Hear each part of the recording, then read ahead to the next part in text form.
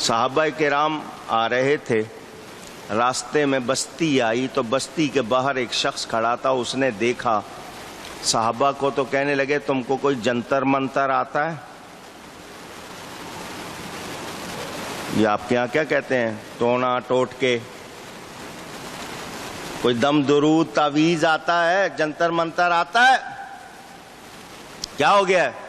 تو کہا جی ہمارا جو راجا ہے نا اس کو تکلیف ہے بہت زیادہ، بڑا پریشان ہے وہ، تم اس کا علاج کر دو۔ کہا دکھاؤ۔ اس کو کسی جانور نے کاٹا تھا اور وہ بڑی سخت تکلیف میں تھا۔ انہوں نے کہا اس کا علاج کر دو۔ ان کا کیا ملے گا؟ صحابہ نے کہا ہم 20 بکریاں لیں گے۔ کیا لیں گے؟ 20 بکریاں۔ علاج کر دیں گے مگر کیا لیں گے؟ 20 بکریاں۔ انہوں نے 20 بکریاں کہا ہم دے دیں گے اگر ٹھیک ہو گیا۔ سورہ فاتحہ پڑھ کے دم کیا، وہ ٹھیک ہو گیا۔ حدیث سنا رہا ہوں، سورہ فاتحہ پڑھ کے دم کیا وہ ٹھیک ہو گیا۔ 20 بکریاں لی، آ گئے مدینہ۔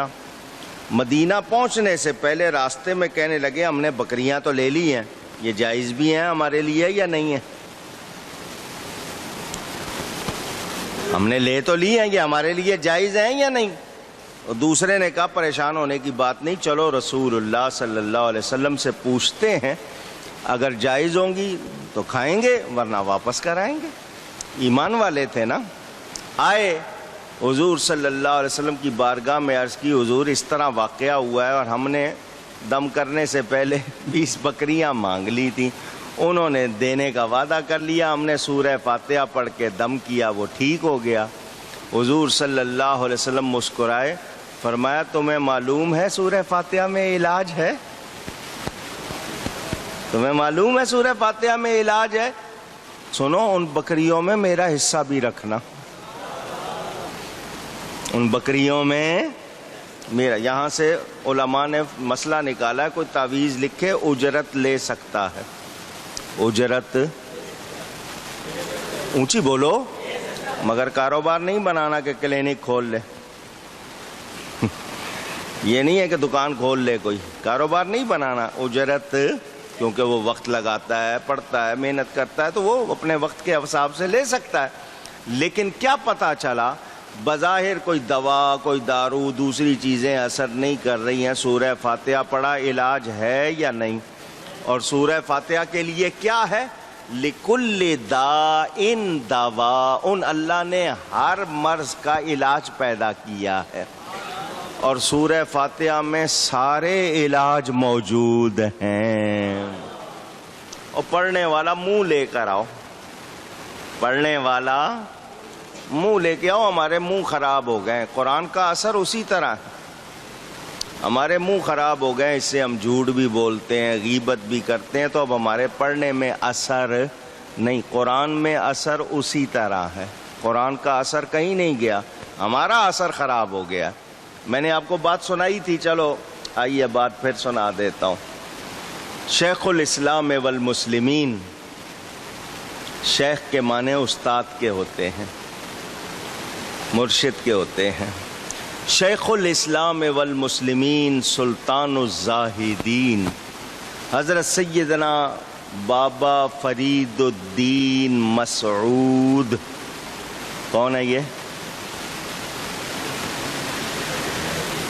گنج شکر، نام آپ کا مسعود ہے، فرید الدین لقب گنج شکر بھی آپ کو کہتے ہیں، رضی اللہ تعالی عنہ، پاک پتن شریف والے۔ جا رہے تھے کہیں، ایک آدمی اپنے گھر کے باہر بیٹھا ہوا، گھر کے باہر بیٹھا ہوا۔ حضرت صاحب نے فرمایا کیا بات ہے بھئی کیسے بیٹھے ہو؟ وہ حضرت کو پہچانتا تھا، حضرت اس کو جانتے تھے۔ کیسے بیٹھے ہو؟ کہ جی گھر والے کہیں گئے ہوئے ہیں، میں جلدی آ گیا ہوں، وہ تالا لگا کے گئے ہیں، انتظار میں بیٹھا ہوں کہ وہ آئیں تو میں اندر جاؤں۔ فرمایا تو اگر چاہے تو میں تالا کھول دوں، تو اگر کہے تو۔ یہ نہیں ہے کہ کوئی رستہ بتا رہے ہیں چوری کا، وہ جانتے تھے ایک دوسرے کو، ذمہ داری کی بات۔ اس نے کہا حضرت اس سے اچھی اور کون سی بات ہوگی، تالا کھل جائے گا، میں اندر آرام سے جا کے بیٹھوں گا۔ حضرت صاحب آئے، تالا ہاتھ میں پکڑ کے بسم اللہ پڑھی، تالا کھل گیا۔ کیا پڑھی؟ تسمیہ، بسم اللہ الرحمن الرحیم، اتنا پڑھا اور تالا کھل گیا۔ وہ بڑے آرام سے اندر چلا گیا، بیٹھ گیا۔ گھر والے آئے تو انہوں نے دیکھا دروازہ کھلا ہوا ہے، کوئی چور تو نہیں آ گیا، کیسے کھل گیا؟ وہ اندر آئے، دیکھا تو گھر والا بیٹھا تھا، ہم تو تالا لگا کے گئے تھے۔ اس نے کہا کہ بابا صاحب نے کھول دیا۔ بات سنائی ساری، بڑے خوش ہو گئے گھر والے، چلو اچھا ہو گیا۔ دوبارہ کبھی کوئی ایسا واقعہ، کہیں جانا تھا، گھر والوں نے کہا یہ چابی رکھ لو، ہم جا رہے ہیں، ہو سکتا ہے تم پہلے آ جاؤ تو تمہیں تکلیف نہ ہو، تو یہ چابی رکھ لو۔ کہنے لگا نہیں، چابی کی ضرورت نہیں ہے، چابی کی ضرورت، بابا صاحب نے مجھے چابی دے دی ہے۔ اور کہا بابا صاحب نے چابی دے دی ہے، احتیاطاً رکھ لو۔ کہنے لگا نہیں تم جاؤ، تسلی رکھو، جاؤ رکھو۔ بڑے ناز میں تھا وہ۔ گھر والے چلے گئے، یہ آیا، آ کر اس نے بسم اللہ پڑھی، بسم اللہ الرحمن الرحیم، تالا نہیں کھولا۔ کہنے لگا شاید پڑھنے میں کوئی کمی رہ گئی ہے، دھیان سے پڑھوں، ذرا اور اچھی طرح کر کے پڑھا، پھر بھی تالا اونچی۔ کیا بات ہے یار، اس وقت انہوں نے بسم اللہ پڑھی تھی، فوراً کھل گیا۔ پھر دوبارہ دھیان سے نا اچھی طرح مخارج کا مطلب کہ کون سا حرف کہاں سے نکلتا ہے، کون سا لفظ حلق سے نکلے گا، کون سا تالو سے نکلے گا، کون سا زبان کے کنارے سے، بڑی قاریوں کی طرح قراءت کرتے ہوئے پڑھا۔ پھر بھی تالا، بڑا پریشان لگا ہوا ہے، مسلسل پڑھ رہا ہے، کوشش کر رہا ہے، تالا نہیں کھول رہا۔ بابا صاحب نے تو ایک مرتبہ بسم اللہ پڑھی تھی، تالا کھل گیا تھا، اب کیوں نہیں کھول رہا؟ کوئی گزرنے والے نے دیکھا کہ یہ تالے کے ساتھ کشتی کر رہا ہے، انہوں نے کہا کیا ہو گیا؟ کہنے لگا تالا کھول رہا ہوں۔ انہوں نے کہا چابی کہاں ہے؟ اب وہ بات اس کو سنانی پڑی، اس نے ساری بات سنائی کہ اس طرح بابا صاحب نے کھول دیا تھا۔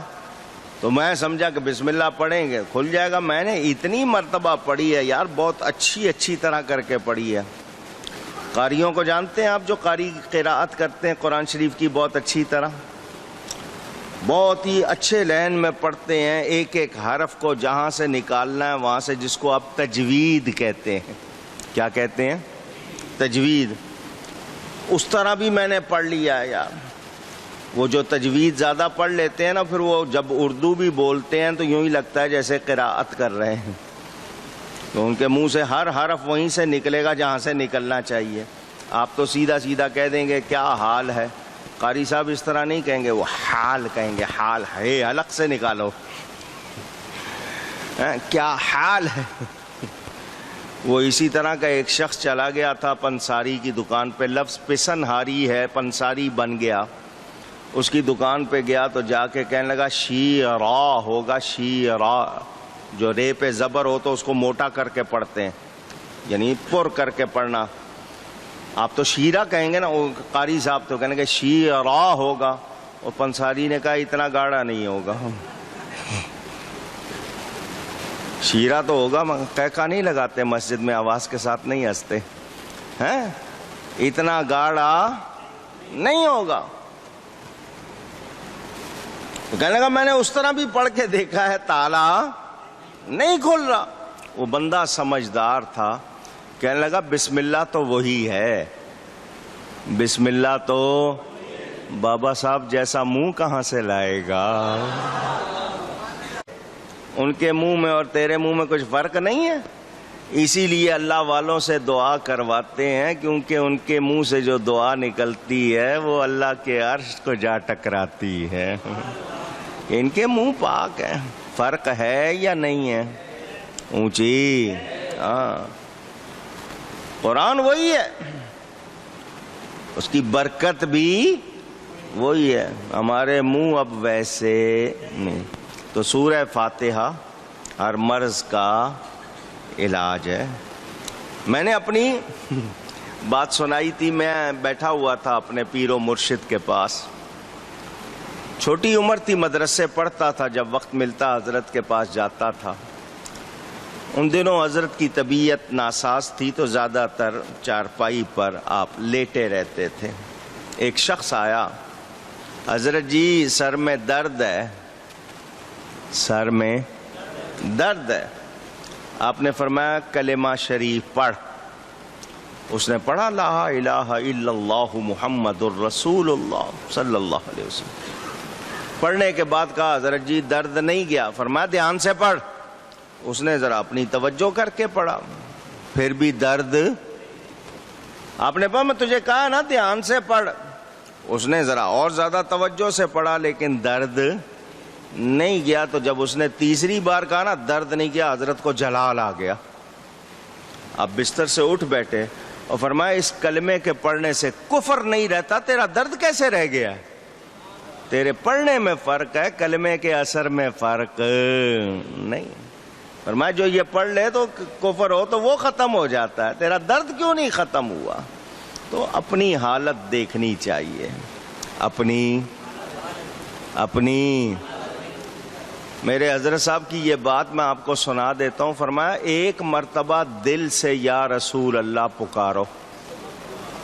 وہ فرماتے تھے ایک مرتبہ دل سے یا رسول اللہ صلی اللہ علیہ وسلم پکارو، فرماتے تھے بیڑا پار ہو جائے گا۔ فرمایا تم وہابیوں کو چڑھانے کے لیے کہتے ہو دل سے پکارو ایک مرتبہ، وہابیوں کو چڑھانے کے لیے اس طرح کہتے ہو، تم دل سے پکارتے۔ ان کا نام اتنا پیارا، اللہ کے نزدیک اتنی شان والا، ایک بار دل سے پکارو گے بیڑا پار ہو جائے گا۔ یقین کی دولت ہو، پختہ دولت ہو، سمجھ آئی آپ کو؟